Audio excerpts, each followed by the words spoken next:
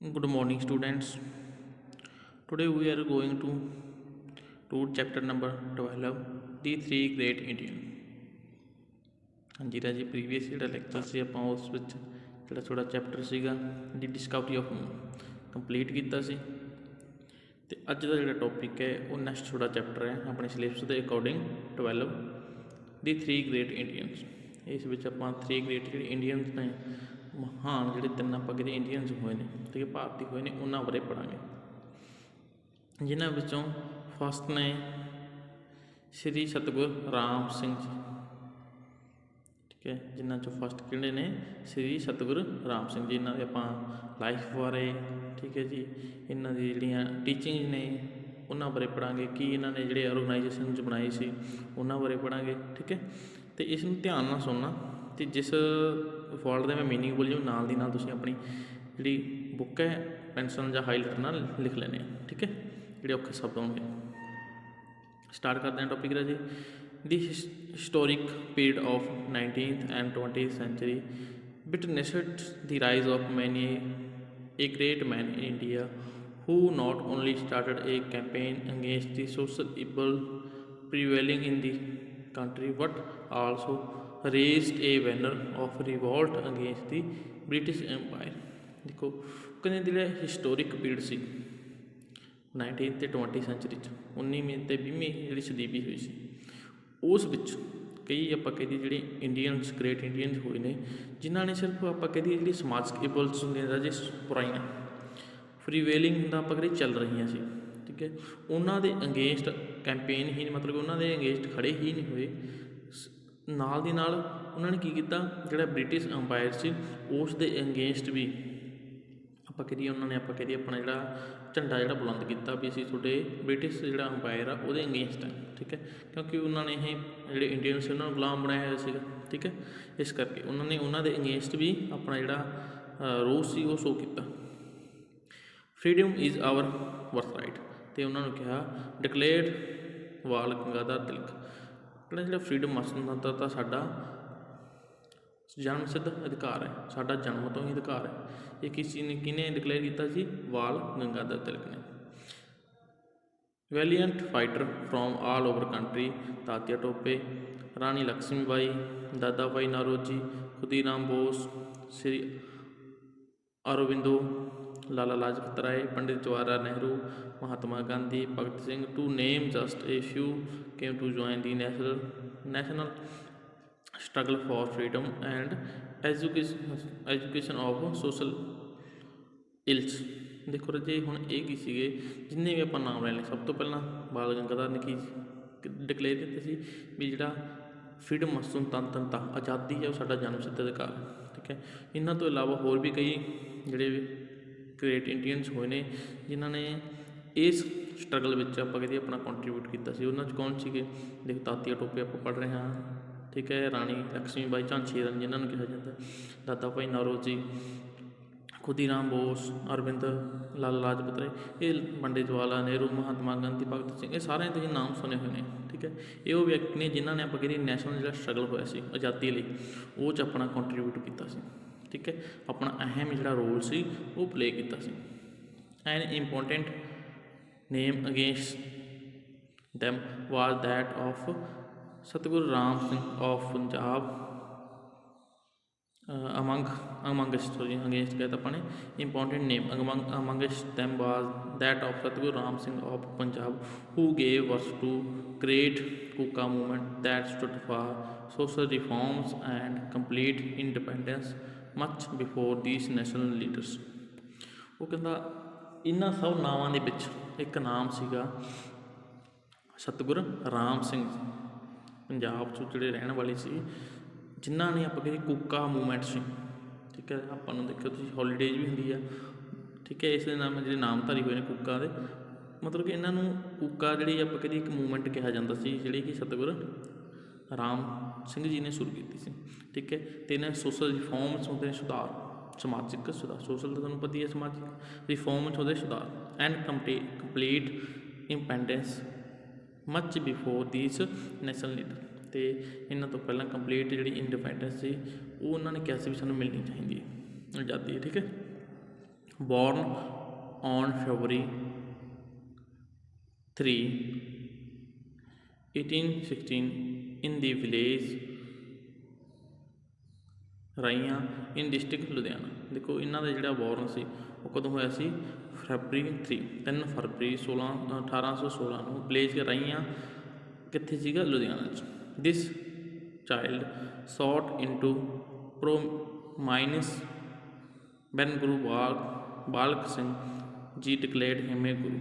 ਇਹ religious guide, ਇਹਨਾਂ ਦੀ ਉਮਰ ਆਪਾਂ ਕਹਿੰਦੇ ਬਹੁਤ ਛੋਟੀ ਸੀ, ਚਾਹੇ ਬਹੁਤ ਛੋਟੇ ਸਨ ਜਦੋਂ ਇਹਨਾਂ ਨੂੰ ਜਿਹੜੇ ਗੁਰੂ ਬਾਲਕ ਸਿੰਘ ਸੀ ਉਹਨਾਂ ਨੇ ਡਿਕਲੇਅਰ ਕਰਤਾ ਸੀ ਵੀ ਇਹ ਇੱਕ ਰਿਲੀਜੀਅਸ ਗਾਈਡ ਨੇ, ਜਿਹੜੇ ਲੋਕਾਂ ਨੂੰ ਆਪਾਂ ਕਹਦੇ ਐਜ਼ ਏ ਗੁਰੂ, ਜਿਹੜੇ ਲੋਕਾਂ ਨੂੰ ਆਪਾਂ ਕਹਿ ਦਈਏ ਉਹਨਾਂ ਦਾ ਆਪਾਂ ਕਹਦੇ ਅਗਵਾਈ ਲੀਡਰ ਬਣ ਗਏ। ਠੀਕ ਹੈ, ਰਿਲੀਜੀਅਸ ਪੱਖ ਤੋਂ। From his headquarter at Sri Bhaini Sahib in Ludhiana the Guru started preaching his teachings. ਦੇਖੋ ਉਹਨਾਂ ਦਾ ਜਿਹੜਾ ਹੈਡਕੁਆਟਰ ਸੀ, ਮੇਨ ਮਤਲਬ ਆਪਾਂ ਕਹਿੰਦੇ ਏਰੀਆ ਸੀ ਉਹ ਕਿੱਥੇ ਸੀਗਾ? ਭੈਣੀ ਸਾਹਿਬ, ਜਿਹੜਾ ਵੀ ਲੁਧਿਆਣਾ ਸੀ। ਇੱਥੋਂ ਹੀ ਉਹਨਾਂ ਨੇ ਪ੍ਰੀਚ ਹੁੰਦਾ ਰਾਜੇ ਵਿਕਾਸ ਕਰਨਾ। ਠੀਕ ਹੈ, ਮਤਲਬ ਆਪਾਂ ਕਹਿੰਦੇ ਪ੍ਰਚਲਿਤ ਕਰਨਾ, ਪ੍ਰਸਾਰ ਕਰਨਾ ਕਿਸੇ ਚੀਜ਼ ਦਾ। ਜਿਹੜੀਆਂ ਉਹਨਾਂ ਦੀ ਟੀਚਿੰਗ ਸੀ ਇੱਥੋਂ ਹੀ ਉਹਨਾਂ ਨੇ ਕੀ ਆ ਸਟਾਰਟ ਕਰ ਦਿੱਤੀਆਂ, ਉਹਨਾਂ ਨੂੰ ਆਪਾਂ ਕਹਿੰਦੇ ਸਪਰੈਡ ਕਰਨਾ, ਫੈਲਾਉਣਾ, ਲੋਕਾਂ ਤੱਕ ਪਹੁੰਚਾਉਣਾ। ਡਿਵਾਈਨ ਮੈਸੇਜ, ਜਿਹੜੇ ਆਪਾਂ ਕਹਿੰਦੇ ਉਹਨਾਂ ਨੇ ਆਪਣੀ ਜਿਹੜੀਆਂ ਸਿੱਖਿਆਵਾਂ ਸੀ, ਐਜੂਕੇਸ਼ਨ ਸੀ, ਉਹਨਾਂ ਦੇ ਨਾਲ ਇਹਨਾਂ ਨੇ ਆਪਣਾ ਜਿਹੜਾ ਡਿਵਾਈਨ ਮੈਸੇਜ ਸੀਗਾ ਉਹ ਵੀ ਕੀ ਹੈਗਾ ਇੱਕ ਤਰੀਕੇ ਨਾਲ ਆਪਾਂ ਕਹਿ ਸਕਦੇ ਹਾਂ ਵੀ ਪਹੁੰਚਾਉਣਾ ਸਟਾਰਟ ਕਰ ਦਿੱਤਾ ਸੀ ਲੋਕਾਂ ਤੱਕ, ਹੈ ਨਾ। His first sermon was delivered on the Vaisakhi day in 1857 ਅਤੇ ਉਹਨਾਂ ਜਿਹੜਾ ਫਸਟ ਆਪਾਂ ਕਹਿੰਦੇ ਸਰਮਨ ਸੀਗਾ ਕਦੋਂ ਉਹਨਾਂ ਨੇ ਦਿੱਤਾ ਸੀ? ਵਿਸਾਖੀ ਵਾਲੇ ਦਿਨ 1857 'ਚ। In his teaching he exhorted the people to believe in one God. ਅਤੇ ਆਪਣੀਆਂ ਸਿੱਖਿਆਵਾਂ ਵਿੱਚ ਉਹਨਾਂ ਨੇ ਇਹ ਚੀਜ਼ ਕਿਹਾ ਸੀ ਵੀ ਜਿਹੜੇ ਲੋਕ ਨੇ ਉਹਨਾਂ ਨੂੰ ਕੀ ਹੈਗਾ ਇੱਕ ਜਿਹੜਾ ਪਰਮਾਤਮਾ ਉਸ ਵਿੱਚ ਬਲੀਵ ਰੱਖਣਾ ਚਾਹੀਦਾ, ਵਿਸ਼ਵਾਸ ਰੱਖਣਾ ਚਾਹੀਦਾ।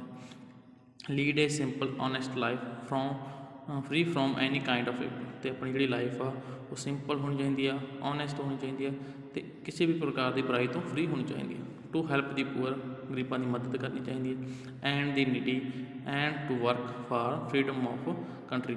ਅਤੇ ਜਿਹੜੇ ਲੋੜਵੰਦ ਨੀਡੀ ਲੋਕ ਨੇ ਉਹਨਾਂ ਦੀ ਹੈਲਪ ਕਰਨੀ ਚਾਹੀਦੀ ਨੂੰ, ਅਤੇ ਦੇਸ਼ ਦੀ ਜਿਹੜੀ ਫਰੀਡਮ ਹੈ, ਆਜ਼ਾਦੀ ਹੈ, ਉਹਦੇ ਲਈ ਕੀ ਹੈਗਾ ਉਹਨਾਂ ਨੂੰ ਕੰਮ ਕਰਨਾ ਚਾਹੀਦਾ। ਠੀਕ ਹੈ। Thousand became his followers and flock to his discourse every day. He shortly opposed child marriage, female feudicides, taking of alcoholic drink and non-vegetarian foods, dowry system, religious fanaticism, cause slaughters and casteism।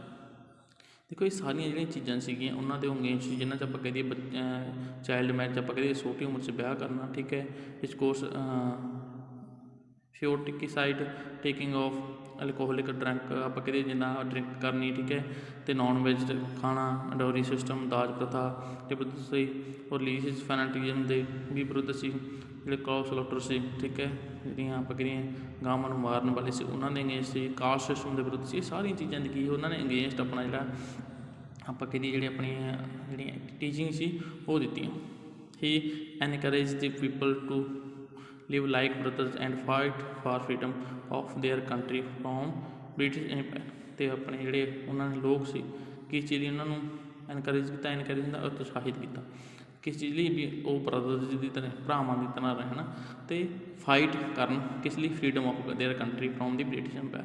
ਅਤੇ ਤਾਂ ਆਪਾਂ ਕਹਿੰਦੇ freedom ਆਜ਼ਾਦੀ ਲਈ ਉਹ ਲੜਾਈ ਕਰਨ, ਕਿਹਨਾਂ ਤੋਂ ਆਜ਼ਾਦ ਕਰਾਉਣ ਲਈ? ਬ੍ਰਿਟਿਸ਼ ਜਿਹੜੇ ਰੂਲ ਹੈ, ਬ੍ਰਿਟਿਸ਼ ਜਿਹੜਾ ਲੋਕ ਸੀਗੇ, ਰਾਜ ਸੀਗਾ, ਉਹਨਾਂ ਤੋਂ ਫਰੀ ਕਰਾਉਣ ਲਈ ਆਪਣੇ ਕੰਟਰੀ ਨੂੰ ਉਹ ਇਕੱਠੇ ਹੋ ਕੇ ਫਾਈਟ ਕਰਨ against the British policy of divide and rule. He gave the slogan of unity and fight. ਉਹਨਾਂ ਨੇ ਦੇਖੋ ਆਪਾਂ ਕਹਿੰਦੇ ਜਿਹੜੇ ਬ੍ਰਿਟਿਸ਼ ਸੀ ਉਹਨਾਂ ਨੇ ਇੱਕ ਪੋਲਿਸੀ ਅਪਣਾਈ ਸੀ ਵੀ ਡਿਵਾਈਡ ਕਰੋ, ਵੰਡੋ ਅਤੇ ਰਾਜ ਕਰੋ। ਉਹ ਆਪਣੇ ਲੋਕਾਂ ਨੂੰ ਵੰਡ ਦਿੰਦੇ ਸੀ। ਆਪਾਂ ਕਹਿੰਦੇ ਇਹਨਾਂ ਵਿੱਚ ਇੱਕ ਤਰ੍ਹਾਂ ਨਾਲ ਫਿੱਟ ਪਾ ਦਿੰਦੇ ਸੀ, ਫਿੱਕ ਪਾ ਦਿੰਦੇ ਸੀ ਇੱਕ ਤਰੀਕੇ ਨਾਲ। ਠੀਕ ਹੈ। ਤਾਂ ਅਤੇ ਰੂਲ ਕਰਦੇ ਸੀ। ਤਾਂ ਇਸ ਦੇ ਅਗੇਂਸਟ ਉਹਨਾਂ ਨੇ ਕੀ ਸਲੋਗਨ ਦਿੱਤਾ, ਕੀ ਨਾਅਰਾ ਦਿੱਤਾ ਸੀਗਾ? ਉਹ ਕਹਿੰਦਾ ਇਕੱਠੇ ਰਹੋ ਅਤੇ ਲੜੋ। To people of India. He started a movement of non cooperation against the British ruler and called upon the people to boycott the British. ਉਹਨਾਂ ਨੇ ਇਸ ਦੇ ਅਗੇਂਸਟ ਮੂਵਮੈਂਟ ਜਿਹੜੀ ਅਸਹਿਯੋਗ ਨੌਨ ਕਾਰਪੋਰੇਸ਼ਨ ਹੁੰਦਾ ਜੀ ਸਹਿਯੋਗ, ਠੀਕ ਹੈ, ਨੌਨ ਅਸਹਿਯੋਗ ਮਤਲਬ ਕਿਸੇ ਪ੍ਰਕਾਰ ਦਾ ਸਾਥ ਨਾ ਦੇਣਾ। ਉਹਨਾਂ ਨੇ ਜਿਹੜੇ ਬ੍ਰਿਟਿਸ਼ ਸੀ ਉਹਨਾਂ ਦੇ ਅਗੇਂਸਟ ਇਹ ਜਿਹੜੀ ਮੂਵਮੈਂਟ ਸੀ ਉਹ ਚਲਾਈ, ਉਹਨਾਂ ਨੇ ਸਾਥ ਨਹੀਂ ਦਿੱਤਾ, ਠੀਕ ਹੈ, ਬ੍ਰਿਟਿਸ਼ਾਂ ਦਾ। And called upon the people to boycott the British, ਅਤੇ ਲੋਕਾਂ ਨੂੰ ਇਹ ਚੀਜ਼ ਕਹੀ ਵੀ ਜਿਹੜੇ ਬ੍ਰਿਟਿਸ਼ ਨੇ ਉਹਨਾਂ ਦਾ ਕੀ ਆ ਬਾਈਕਾਟ ਕੀਤਾ ਜਾਵੇ, ਠੀਕ ਹੈ। It was he who introduced the concept of be Indian buy Indian in the country, ਅਤੇ ਉਹਨਾਂ ਨੇ ਇਹ ਕੰਸੈਪਟ ਦਿੱਤਾ ਵੀ ਅਸੀਂ ਇੰਡੀਅਨ ਹੈ ਅਤੇ ਇੰਡੀਅਨ ਜਿਹੜੀਆਂ ਚੀਜ਼ਾਂ ਨੇ ਉਹਨਾਂ ਨੂੰ ਖਰੀਦਿਆ ਜਾਵੇ। The British rulers came down heavily on his roaring followers. The Punjabi word Kuka stand for a roar. ਦੇਖੋ ਜਿਹੜਾ ਉਹਨਾਂ ਨੂੰ ਕੂਕਾ ਕਿਉਂ ਕਹਿੰਦੇ ਸੀ, ਉਹ ਰੋਰ ਮੀਨ ਹੁੰਦਾ ਆਪਾਂ ਕਹਿੰਦੇ ਆਵਾਜ਼, ਉੱਚੀ ਆਵਾਜ਼, ਠੀਕ ਹੈ, ਕਰਨੀ, ਚੀਕਣਾ। ਸ਼੍ਰੀ ਸਤਿਗੁਰੂ Ram ਸਿੰਘ's follower who raised a loud voice against the British came to be popularly known as Kuka.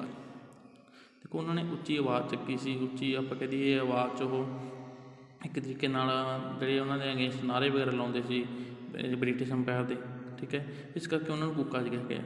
The followers of this movement were named Namdhari, ਇਹਨਾਂ ਨੂੰ ਨਾਮਧਾਰੀਜ਼ ਵੀ ਕਿਹਾ ਜਾਂਦਾ ਸੀ। ਦੀ Namdhari sect soon become a brave force to be reckoned with, ਠੀਕ ਹੈ, ਇਸ ਕਰਕੇ ਹੌਲੀ ਹੌਲੀ ਬਹੁਤ ਜ਼ਿਆਦਾ ਕੀ ਹੈ ਫੇਮਸ ਹੋ ਗਈ, ਬਰੇਵ ਬਹਾਦਰ ਫੋਰਸ ਜਿਹੜੀ ਇੱਕ ਬਣ ਗਈ ਸੀ। ਨੈਕਸਟ ਆ ਜੀ ਆਪਣਾ ਚਲੋ ਆਪਾਂ ਜਿਹੜਾ ਅੱਜ ਦਾ ਟੋਪਿਕ ਹੈ ਇਹ ਇੱਥੇ ਤੱਕ ਹੀ ਰੀਡ ਕਰਾਂਗੇ, ਠੀਕ ਹੈ, ਇੱਥੇ ਟਿਕ ਕਰ ਲਓ, ਠੀਕ ਹੈ।